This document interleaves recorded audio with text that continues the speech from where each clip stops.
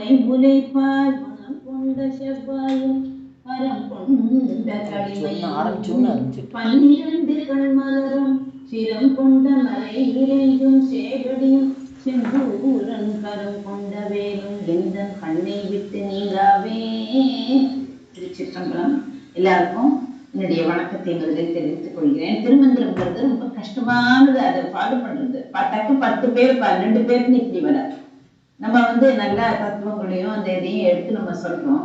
ஆனா ரொம்ப very sorry to say few people தான் வர, அது எப்படின்னு தெரியல. எனிவே அது நம்ம இன்னைக்கு அருட்கண் இல்லாதாருக்கு அருண் பொருள் தோன்றா அப்படிங்கிற அந்த செய்யோட நம்ம பார்க்க போறோம். அதுல என்னென்ன இருக்கு, அதுல என்ன பொருள் இருக்கு, அதுல என்ன கதை இருக்கு, என்ன தத்துவங்கள் இருக்கு அப்படிங்கிறத நம்ம இப்ப பார்க்கணும். ஜெயஸ்ரீ. நமஸ்காரம். அருள் கண் இல்லாதார்க்கு அரும் பொருள் தோன்றா, அருள் கண் உள்ளோர்க்கு எதிர் தோன்றும் அரணே. அருள் கண் இல்லாதார்க்கு அரும் பொருள் தோன்றா, அருள் கண் உள்ளோர்க்கு எதிர் தோன்றும் அரணே. இருள் கண்ணினோ இங்கு இரவியும் தோன்றா, இருள் கண்ணினோ இங்கு இரவியும் தோன்றா. இருள் கண்ணினோக்கு எங்கும் சீரொழியாமே, தெருள் கண்ணினோக்கு எங்கும் சீரொழியாமே.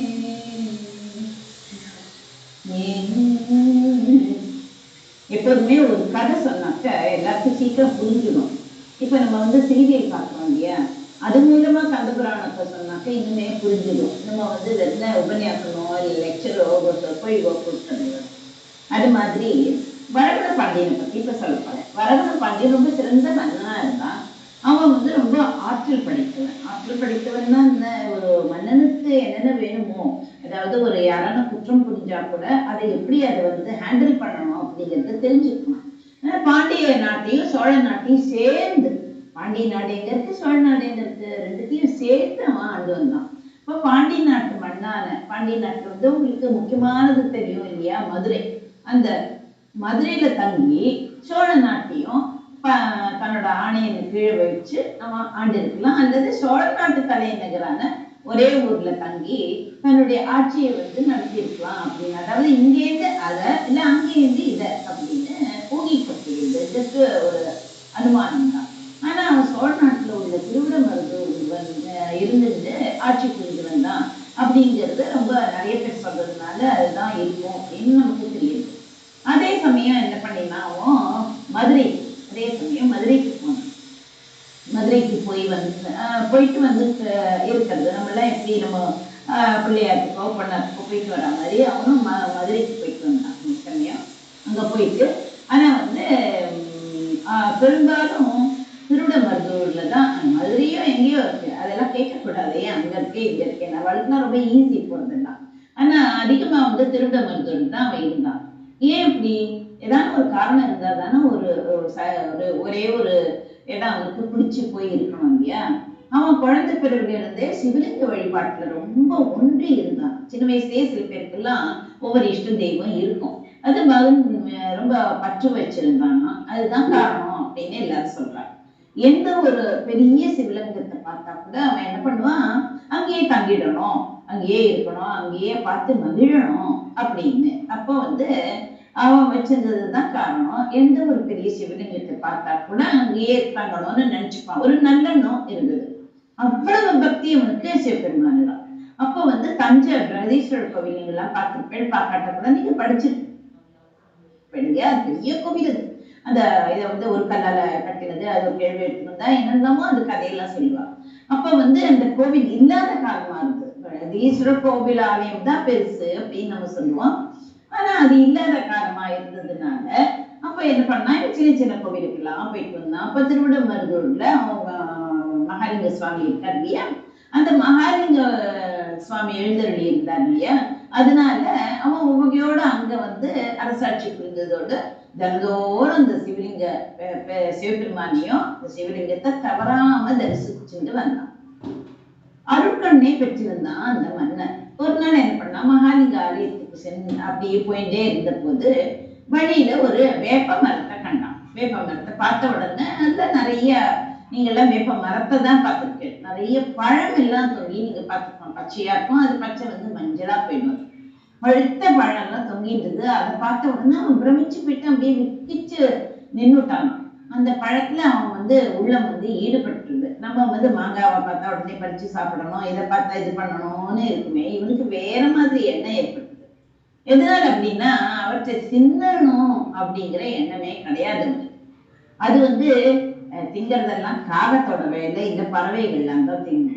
அதனால அவனுக்கு வந்து அந்த வேப்பங்கனிகளாகவே தோன்றல. அது எப்படி எல்லா கனிகளும் சிவலிங்க பெருமானாகவே காட்சி எடுத்தது. நிறைய தொங்கிட்டு இல்லையா, ஒவ்வொன்றுமே சிவலிங்க பெருமானா அது காட்சி எடுத்தது.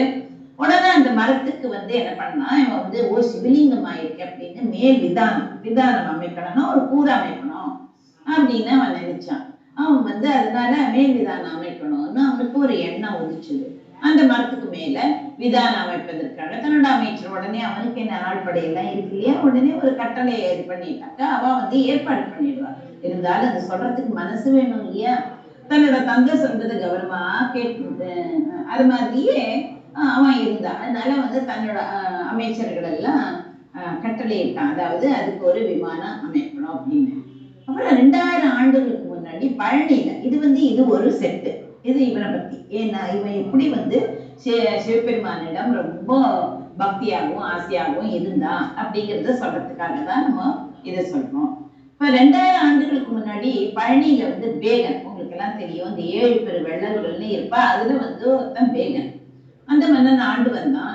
அவன் வந்து 7 பெரு வெள்ளல்கள்ல ஒருவன் நமக்கு தெரியும். பாரி, வேகன், அதிகமான், காரி, ஓரி, ஆய், நள்ளி அப்படிங்கிறதுலாம் அவளோட கூட்டு சேர்ந்தவா. அது கூட்டு சேர்ந்தவான்னு சொல்ல முடியாது, அதாவது 7 பெரு வள்ளல்கள். ஏன்னா ஏதாவது ஒரு விதத்துல அவளுக்கு வந்து தேருக்கு கொடுத்துருப்பா, மயிலுக்கு கொடுத்துருப்பா, அப்படி ஒரு வள்ளலா இருந்திருக்கா. பழனிக்கு வந்து ஆவினன்குடிங்கிற ஒரு பேர் உண்டு. அது வந்து எல்லாருக்கும் தெரிஞ்ச விஷயம்தான். வேகன் வந்து எப்போதுமே முருகன் கிட்ட ரொம்ப அன்புடையவனா இருந்தான். ஆவினன்குடியில எழுந்தருளிக்கும் முருகவேளை வந்து நாள்தோறும் தரிசனம் செஞ்சு இன்புருவன் மகிழ்ச்சி அடைவான். அப்ப வந்து ஒரு சமயம் அவன் நடந்துட்டே போயிட்டே இருக்கச்சு, அப்ப எல்லாம் என்ன வீழ்ச்சி இருந்ததா இது இருந்ததா ஒண்ணும் கிடையாது. அதனால அவன் அப்படி வந்து நடந்து போயிட்டு இருக்கச்சு, ஒரு அழகான மயில் வந்து தன்னோட அழகான தொகைகள் எல்லாம் வச்சு ஆடிட்டு இருந்தான்.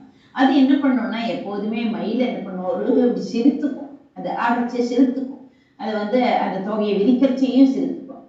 ஆடும் பொழுது மயில் அடிக்கடி தன்னோட உடம்ப சிரித்துன்றதை பார்த்தான். நீங்க நிறைய அதை விரிக்கச்சே நீங்க பார்த்தாக்க தெரியும், அது சிரித்துக்கு இல்லையா. அவனுக்கு வந்து ஒரு கவலை வந்துருக்கு, இது ஏன் இப்படி சிரித்துக்கிறது, இதுக்கு ஒரு வேளை குளிரதோ அப்படின்னு அவன் நினைச்சிருந்தான். நம்மளோட ஆண்டவன் பற்றி பவனி வரும், அதாவது நம்ம முருகனை ஏன்னா பழனி தானே, முருகனை வந்து அவன் தன் மேலே ஏற்றி அவன் பவனி ஒரு அழகிய வாகனமாயிற்று. இது எதுக்காக உடம்பு சிரித்துட்டு இருக்கு அப்படின்னு அவனுக்கு ஒரே கவலையா போயிடுது. ஒருவேளை இதற்கு குளிருதோ அப்படின்னு எண்ணி என்ன பண்ணா, அவ எப்போதுமே நல்ல ஒரு ஆடையை தானே போட்டுட்டு இருப்ப, தன்னோட மேல அணிஞ்சிருந்த விலையுர்ந்த சால்வியை எடுத்து அதுக்கு போத்திட்டான். எவ்வளவு கருணை இருந்தா அப்படி பண்ண முடியும்? நம்ம கெட்டெல்லாம் சால்வி எல்லாம் இருக்கு, யாரான ஒரு பிச்சைக்காரி இருந்தா நம்ம போத்துறோமோ, நல்லா இழுத்து மூடின்னு நம்ம போயிடுவோம். அப்ப முருகனுடைய வாகனங்கிற நினைவும் அதற்கு துன்பம் உண்டாதான் ஒரு கற்பனை பண்ணிக்கலாம். கற்பனை செஞ்சுட்டு அந்த கருத்தும் எல்லாருக்கும் வராது, கற்பனை நம்ம பண்ற கருத்தும் வராது. ரொம்ப அழகா இருக்கே இப்படி சிரித்துண்டு டான்ஸ் ஆடுறதேன்னு தான் நம்ம நினைச்சுப்போம். உலகத்தில் உள்ள பொருட்கள் எல்லாம் காணும் போதெல்லாம் என்ன பண்ணணும், எந்த பொருளை கண்டாலும் இறைவனுடைய தொடர்பை நினைக்கும் கருத்து நம்ம கிட்ட இருக்கணும்.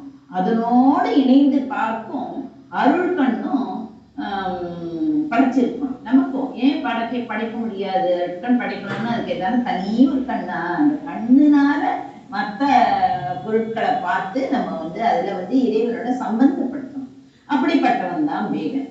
இத்தகைய அருட்கண் உடையவருக்கு எதிரில அரணே தோன்றுவான். அரணை யாரு, சிவபெருமானே தோன்றுவான்னு திருமூலர் சொல்றார். அப்ப வந்து மொத்த குருடனா இருக்கான்னு வச்சுக்கோங்களேன். மொத்த குருடனா இருந்தா அவனுக்கு ஏதாவது தெரியுமோ? இருளுக்கும் ஒளிக்கும் வித்தியாசம் தெரியுமா? தெரியாது இல்லையா? அதனாலதான் நம்ம வந்து நமக்கு கண்ணு கொடுத்திருக்கார், காது கொடுத்திருக்கார், வாய் கொடுத்திருக்கார், எல்லாமே கொடுத்திருக்காருன்னா அதுக்கு ஏத்த மாதிரி இறைவனை நம்ம ஏற்றி புகழணும் இல்லையா? எங்கெங்க கிளாஸ் கிடைக்கிறது போலாம், அதுவும் வீட்டுக்கே வருது அப்படின்னு நினைக்கணும். எத்தனை பேர் இருக்கா? கிடையாது.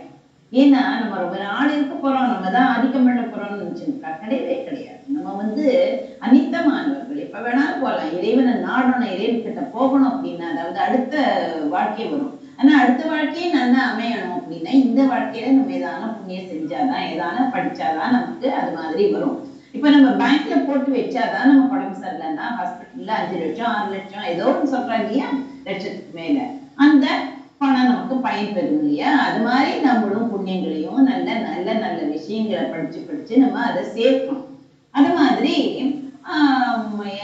அது மாதிரி வந்து சூரியன் உதயமாகி ஒளி விட்டா கூட ஒரு குருடனுக்கு அதை புரிஞ்சுக்க முடியாது, அதாவது தெரியாது. அப்படின்னா என்ன, வெளிச்சம்னா என்ன அப்படின்னு தான் கேட்பான். ஏன்னா கண்ண மூடியே இருக்கு. அவன் நிலை அப்படி.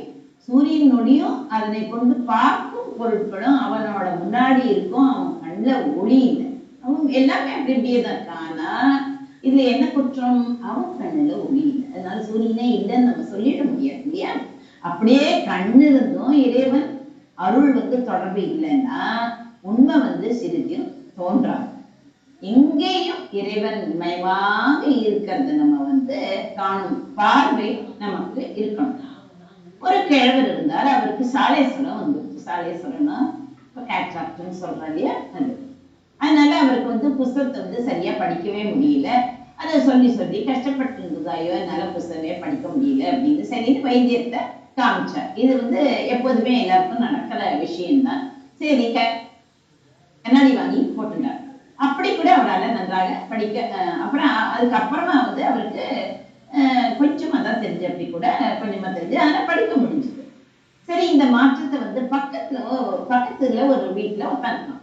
இவர் வந்து நல்லா இந்த கண்ணு தெரியலையே அப்படின்னு சொல்லிட்டு அவர் வந்து டாக்டர்கிட்ட போயிட்டு வைத்தியத்தை போயிட்டு டெஸ்ட் பண்ணிட்டு அதுக்கு ஏற்ற மாதிரி கண்ணாடி போட்டுட்ட அப்புறம் அவரால் ஒரு ஒரு மாதிரி படிக்க முடிஞ்சது. இதை வந்து பக்கத்து வீட்டுக்காரன் பார்த்துட்டான்.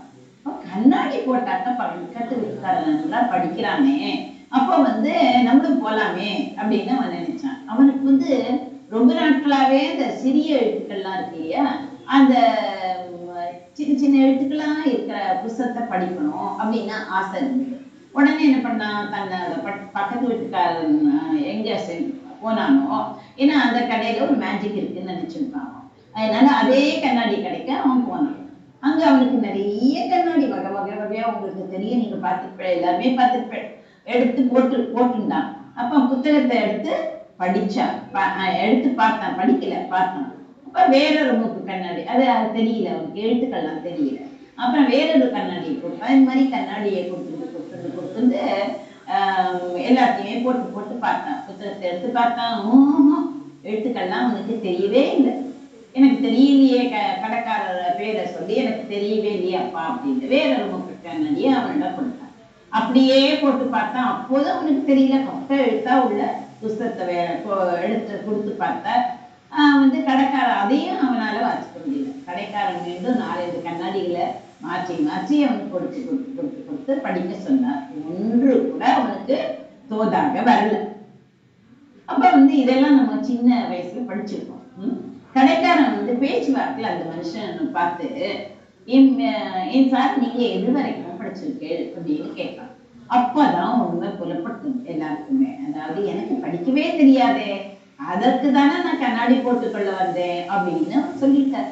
அப்ப வந்து ஆனா பக்கத்து வீட்டு கிழவன் வந்து கண்ணாடி போட்டுட்ட பிறகு நன்னா படிக்கிறானே, எனக்கு மாத்திரம் படிக்க முடியலையே என்று அந்த அப்பா வந்து பதில் சொன்னான். படிக்கிற ஆற்றல் கண்ணாடியில உண்டாகும் அப்படின்னு அவன் நினைச்சுட்டான். அந்த அசத்து நினைச்சுட்டான் போட்டு. அதனால படிக்காதவனுக்கு மூக்கு கண்ணாடி புஸ்தகம் படிக்க உதவாது. கண்ணாடி என்று ஒன்று இருந்தால் போதும்னு எதையும் படிச்சு விடலாம் அப்படின்னு அவன் எண்ணினான் இல்லையா. அந்த புத்தகங்களை எல்லாம் வாங்கி வச்சிருந்து எல்லாமே தெரிஞ்சிடும் அப்படின்னு நினைப்பதும் பெரிய தவறு. அருட்பசி வேணும். இறைவன் அருளை உள்ளத்துல இருத்தணும். அவன் அருள் எப்படி நிறுத்தணும்? அவனுக்கு இஷ்டம் இருந்தாதான் அருள் கொடுக்கணும்.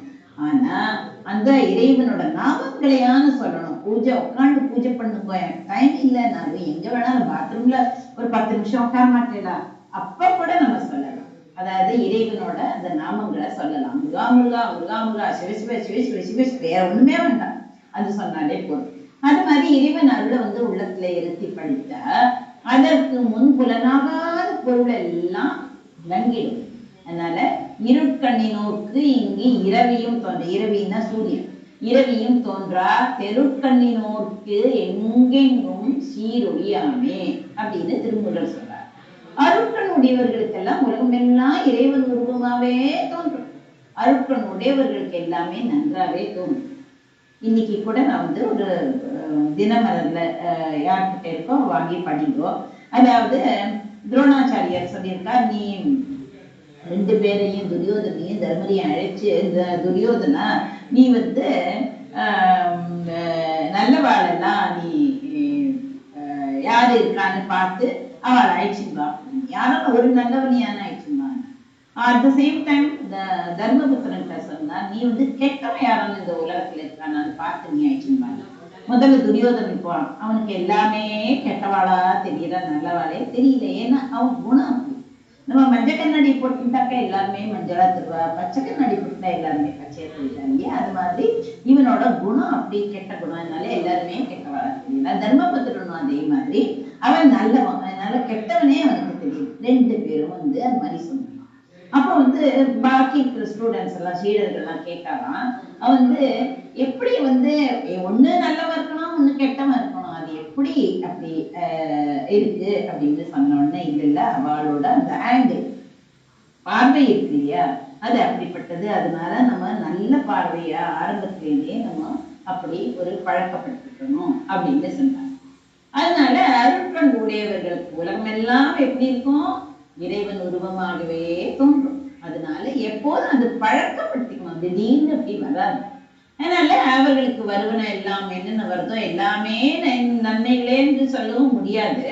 அவர்களுக்கு வரும் தீமைகள் கூட அவர்களுக்கு நல்லனவாகவே அமையும். ஏதோ காரணத்தால் தான் இருக்கு அப்படின்னு நம்ம நினைச்சுக்கிறோம் இல்லையா?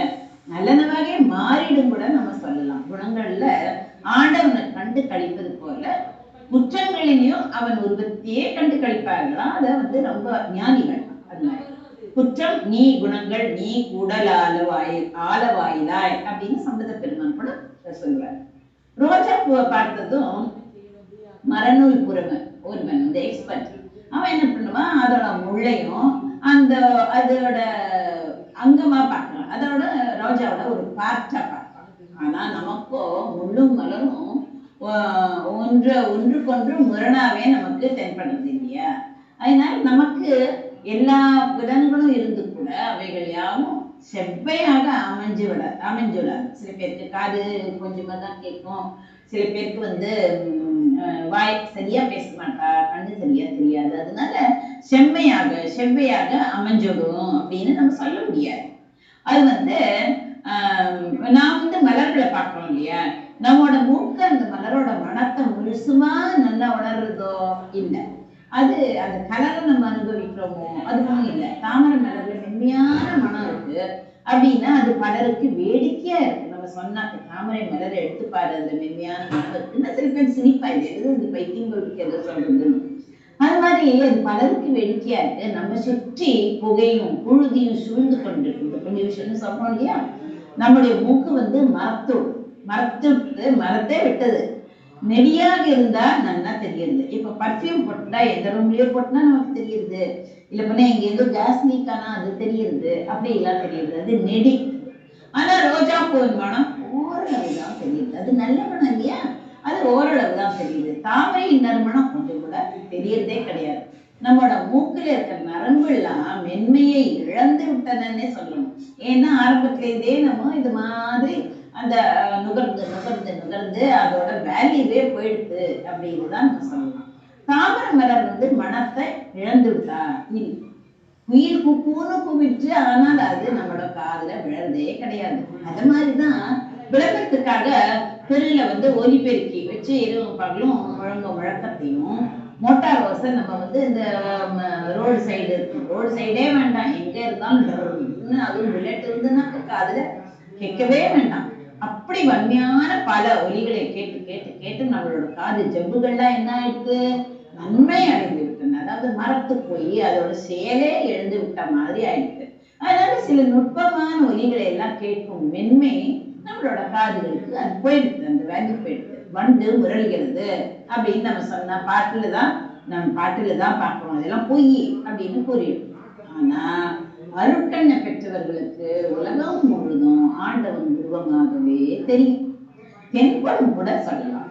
அருட்கண் உடையவர்களுக்கு எல்லாமே நன்றாக இருக்கும். உள்ளத்தில் அருளை பெற்றவர்களுக்கெல்லாம் ஒளிமயமாக, அருள்மயமாக, ஆண்டவன் மயமாக இருக்கும்.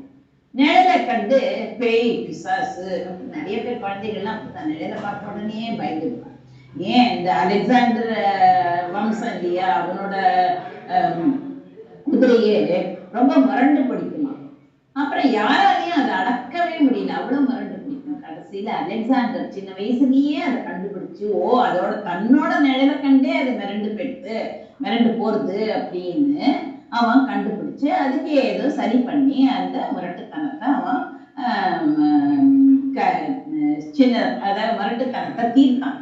அது மாதிரி அழகாக பார்க்கிறவளும் இருக்கா, நிழலைத்தானே படம் பிடித்து போட்டோ ஆக்கிறார் இல்லையா. அதாவது தன்னோட நிழலையே அதாவது பயப்படாம போட்டோ பிடிச்சு, இப்ப எதுவுமே அப்படித்தான், யாரானும் ஒருத்தர் கொலை பண்றா இல்ல ஆக்சிடென்ட் ஆயிடுதுன்னா காப்பாத்தாம என்னோடது வந்து இது வந்து வீடியோல வந்துடணும், யூடியூப்ல போடணும், இதுக்கு எவ்வளவு லைக்ஸ், எவ்வளவு வியூஸ், எவ்வளவு சப்ஸ்கிரைபர்ஸ், அததான் பாக்குறாளே தவிர்த்து மனிதாபிமானம்ங்கிறது இந்த காலத்துல, அந்த காலத்துல ஓடி போய் பண்ணுவா.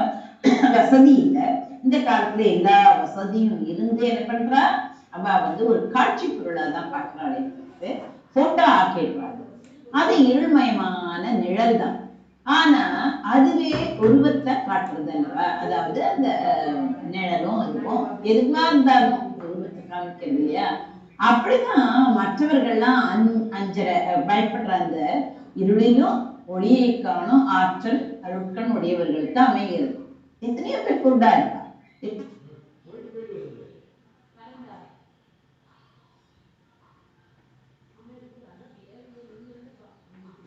மாங்காய் அவர் வந்து அந்த வீரராக கவிராயர், அவருக்கு கண்ணு கிடையாது, ஆனா எத்தனை பாடல்கள் எழுதியிருக்கார்.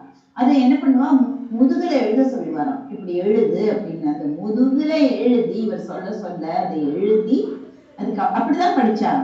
அவர் வந்து எப்படி அவர் படிச்சார் அப்படின்னா, முதுகுல எழுதினா ஓ இதுதான் ஆவா, இப்படி எழுதினாக்கா அது போகும் இல்லையா, அந்த ஓட்டம், அதை பார்த்து அதை பார்க்க முடியாது இவரால, அதை உணர்ந்து அவர் கத்துண்டார். நம்ம இருக்கிறதையே படிக்க மாட்டேங்கிறோம், நிறைய படிக்கிறோம் வந்து நிறைய 24 மணி நேரத்துல 12 மணி நேரம் தூங்குங்கோ. 8 மணி நேரம் தான் தூங்கணும், சரி 12 மணி நேரம் காத்தால ஏதோ தூங்குறதா இருந்தாலும் சரி, மத்தியானம் வேலையில பாக்கி நேரம் ஃப்ரீயா ஒரு மணி நேரம் நம்ம சமையல் பண்றோம், பாக்கி நேரம் எல்லாம் இருக்கு, சரி அடுத்த 1 மணி நேரம் ஏதோ கிளாஸ்க்கு போறேன், பாக்கி என்ன டைம் இருக்கு இல்லையா.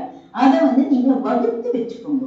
இதுக்கு இது பண்ணணும், ஒரு மணி நேரம் நம்ம இறைவனை பத்தியோ இல்ல புஸ்தகம் படிக்கணும், இல்ல நான் சைட்ல நிறைய இருக்கேன் எல்லாத்தையும் நம்ம தெரிஞ்சுக்கணும் அப்படின்னு நீங்க நினைச்சுக்கோங்க. அப்ப வந்து தானாவே இந்த மேக்னெட் மாதிரி இறைவன் நம்மள இழுத்து பார்த்தாங்க.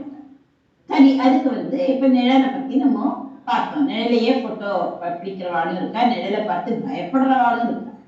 அதனால மற்றவர்கள்லாம் வந்து பயப்படும், அந்த இருள கூட ஒளியை காண்றவாளும் இருக்கு. அந்த அந்த ஆற்றல் அருட்கணுடையவர்களுக்கு அமையிறது.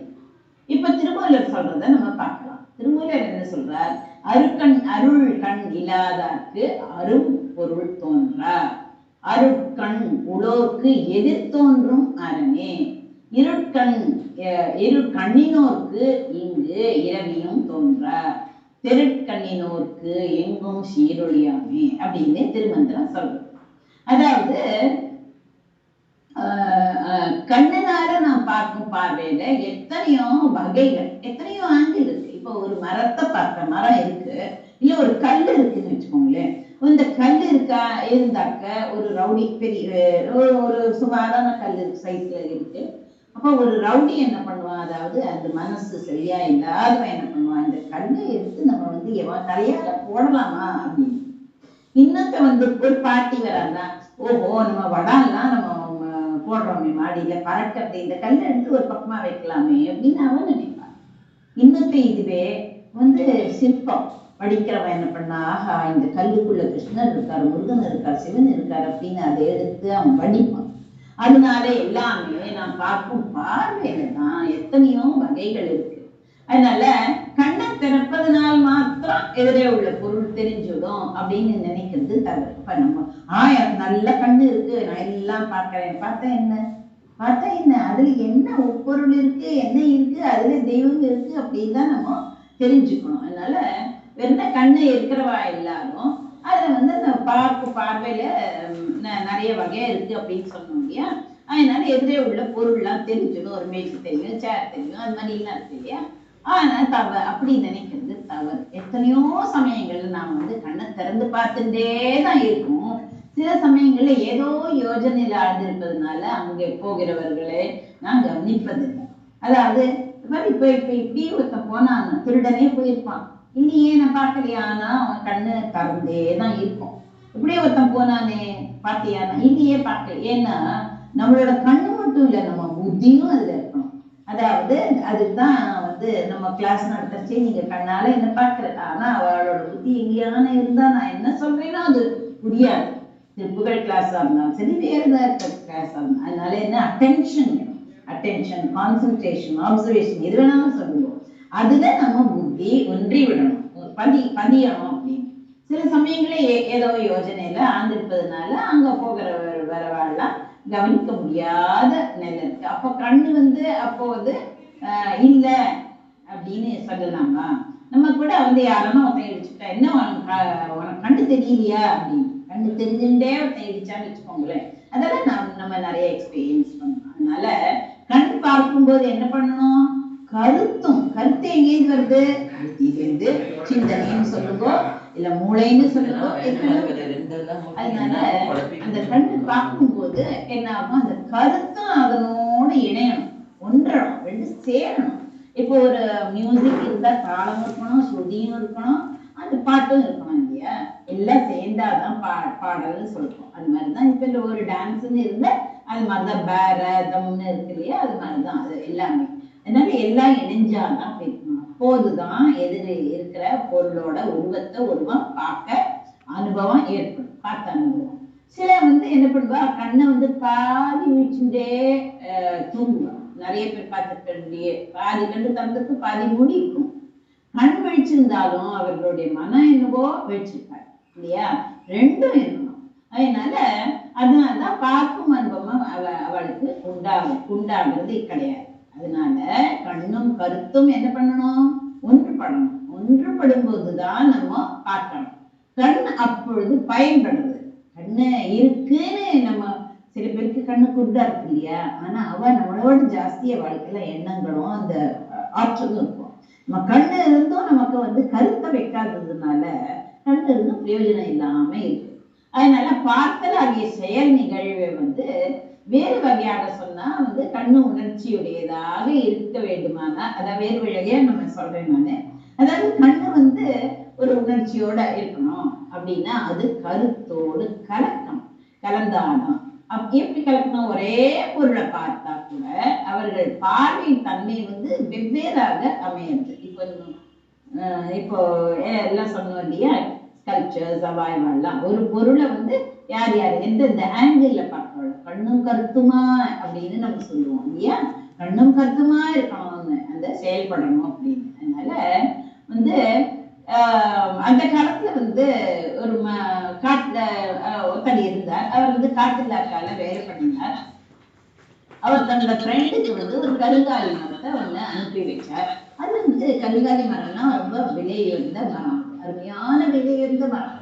அது வந்து சில காலம் வந்து முற்றம் இருக்கும். அதாவது அந்த காலத்துல எல்லாம் எப்படி இருக்கும்னா, வீடு இருக்கும், சுத்தீவிர அப்படி தாவார மாதிரி இருக்கும், வறண்டா மாதிரி இருக்கும், நடுவுல முத்தம்னு இருக்கும். அது பள்ளமா இருக்கும். அதுல வேணும்னா நம்ம நவராத்திரி போது தண்ணி போட்டு தெப்பம்லாம் பண்ற காலம்லாம் இருந்தது. அது மாதிரி முத்தத்திலேயே போட்டு கிடந்தது.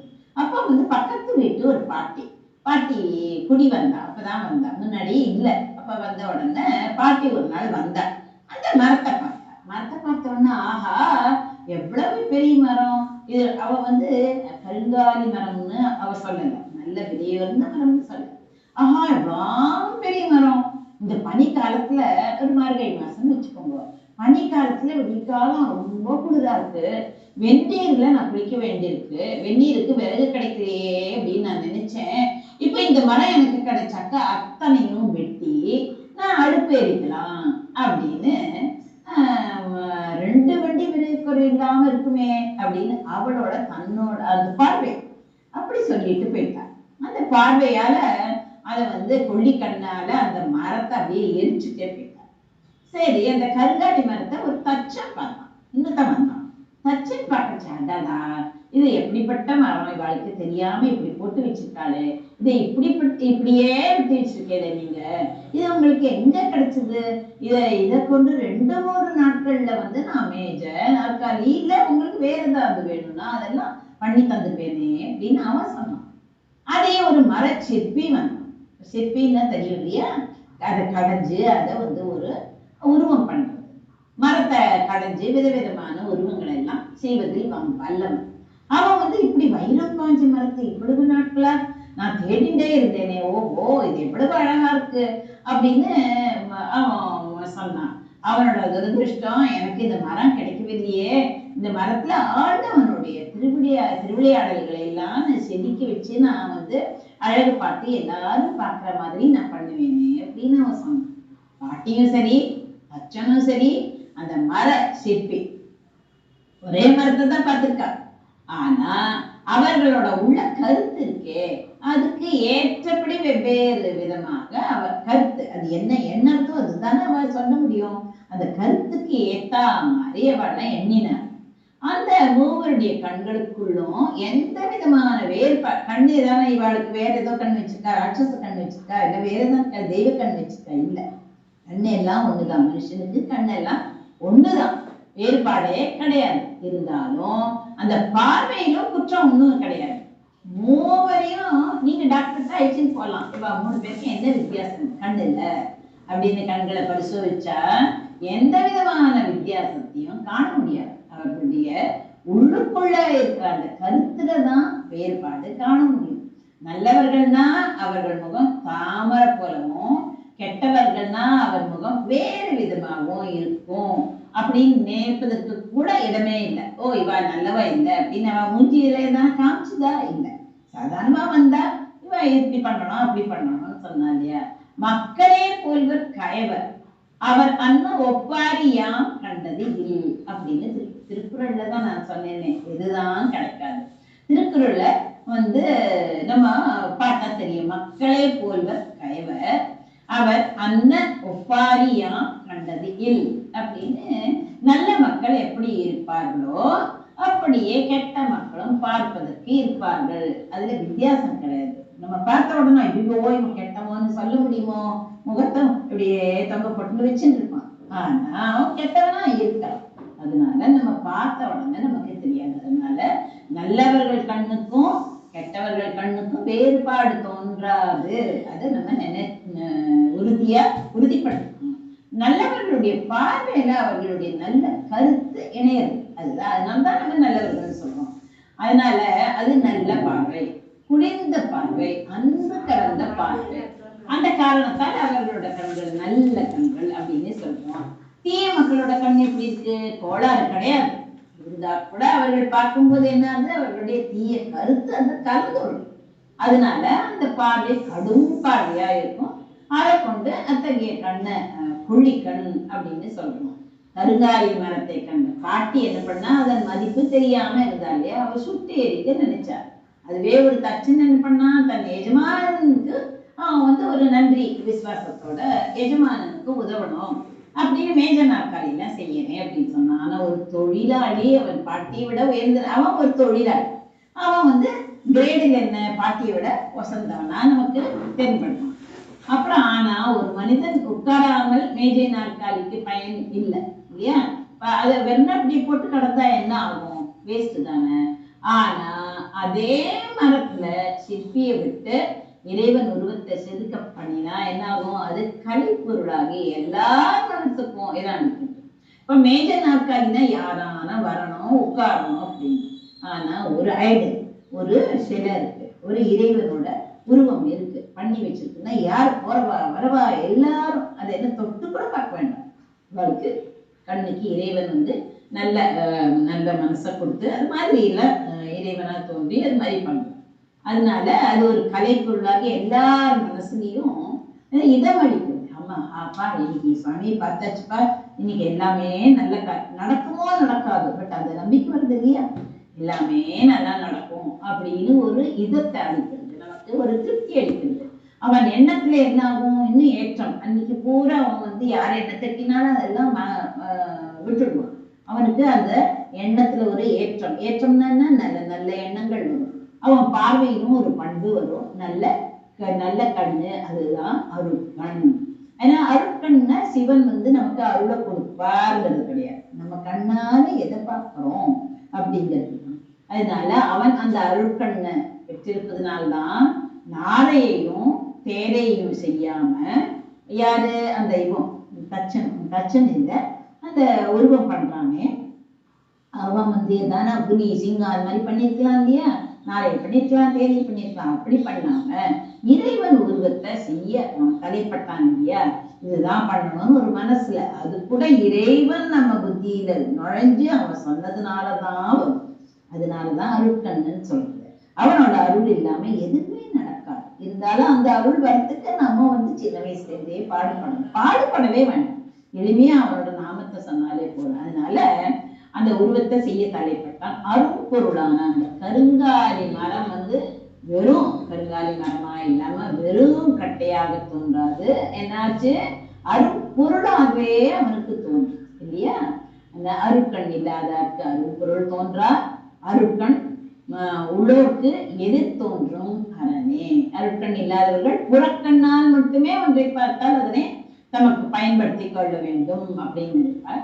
ஒருவன் வீட்டு பழக்கடைன்னா என்ன?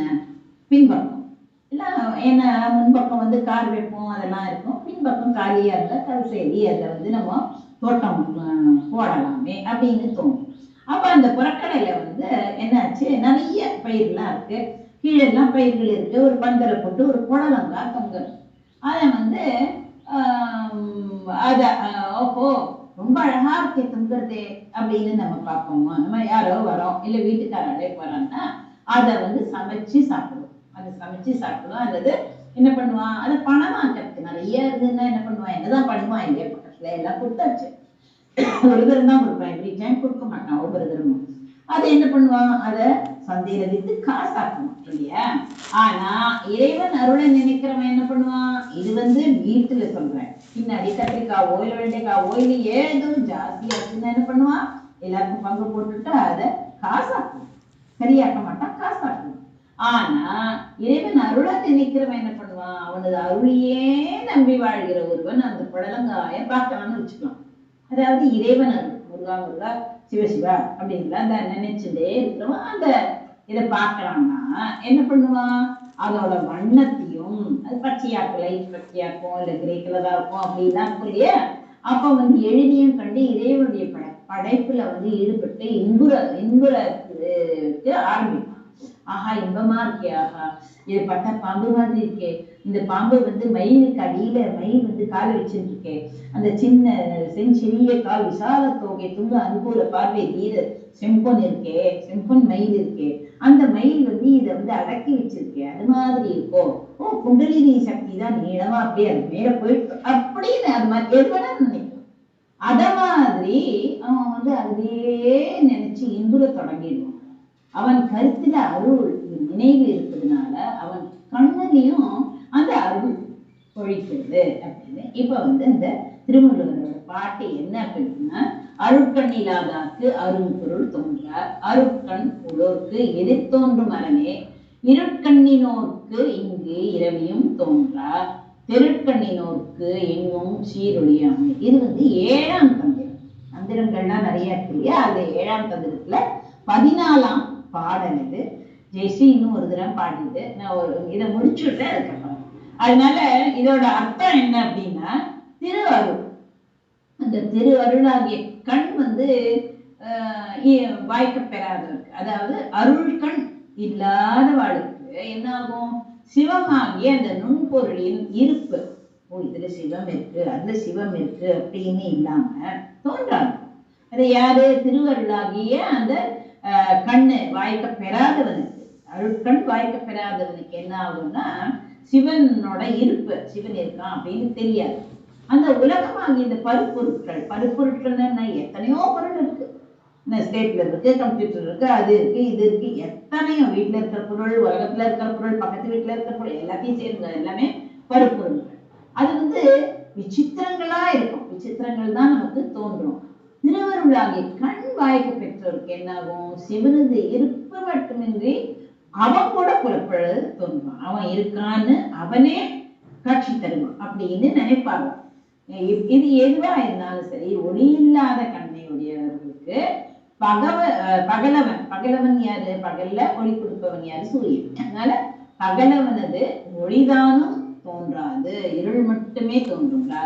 சூரியன் ஒளி கொடுத்தா கூட இருள், அதாவது அந்த கண், அந்த அருள் ஒளி இல்லாதவனுக்கு அது தோன்றவே தோன்றாது. ஒளியுடைய கண்ணுடையாருக்கு என்னாகும், அவனது ஒளி பரப்பேந்தி அவனேயும் தோன்றது போய், அவனோட ஒளி மட்டும் இல்ல, அப்படி பார்த்தாக்க ஆஹா அவனே தோன்றானே அப்படின்னு தோன்றோம். அதனால நாமும் நம்ம என்ன பண்ணணும், உலகத்துல உள்ள பொருட்கள்ல இறைவனை நினைவுபடுத்தி கொள்வோம். இப்போ வந்து மரம் எல்லாம் பச்சையா இருக்கு, பச்சையா இருக்கு, பச்சை என்னென்ன, பச்சை வந்து அருகி பச்சை தானே, மயில் பச்சை தானே அப்படின்னு அங்கேயிருந்து அததான் ஆரம்பமா வச்சிருந்து அந்த மயிலேருந்து திருப்பி முருகனுக்கு போய் அப்புறம் திருப்புகளுக்கு போய் அப்படி போனோம். அது மாதிரி பார்வதிக்கு போனா பார்வதி என்னென்ன நல்லதெல்லாம் செஞ்சாலும் அப்படி போனோம். அந்த மாதிரிதான் பொண்ணுமே தவிர்த்து ஒவ்வொரு மாதிரி ஒரு நம்ம ஆங்கிள் நம்ம அதை பார்த்து இறைவன் சம்பந்தமா, எதுவா இருந்தாலும் இறைவன் சம்பந்தமா இருந்து நம்ம அப்படியே காலத்தை தள்ளிட்டு வந்தா நமக்கு நல்லதே நடக்கும், நம்ம தப்பே பண்ணணும். அதனால நம்மளையும் வந்து இந்த அருளாளர்களோட சேர்த்துக்கலாம் கட்டாயம். ஸோ உங்களுக்கு பிடிச்சிருக்கும்னு நினைக்கிறேன். பிடிச்சதோ பிடிக்காதோ, இதுல இருக்கிற அர்த்தம் இதுதான். அந்த அருட்கண் பார்வை நமக்கு இருந்தாதான் நம்ம நல்லது செய்ய முடியும். அருட்கண் பார்வை இல்லாதவர்களுக்கு எல்லாமே கெட்டதாக இருக்கும். நன்றி.